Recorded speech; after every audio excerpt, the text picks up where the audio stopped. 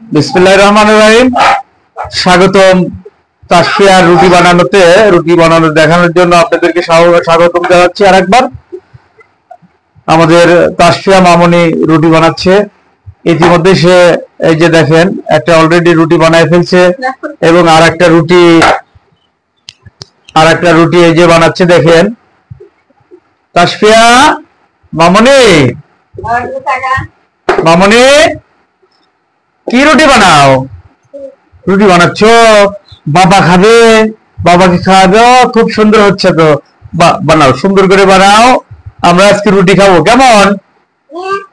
জি। তাসফিয়া কয়টা রুটি বানাইছে পর্যন্ত? দুইটা। একটু তাড়াতাড়ি বানাও মা, দেরি হয়ে যাচ্ছে। সুন্দর। হ্যাঁ, এই যে দেখেন রুটি বানাইতেছে কি সুন্দর করে। আমরা একটু পরে অধীর আগ্রহে বসে আছি তাসফিয়া রুটি বানানো, রুটি খাবো। এই জন্য সুন্দর করে রুটি বানাচ্ছে তাসফিয়া। আমো, তাসফিয়া রুটিটা স্বাদ হবে না তো ইনশাল্লাহ?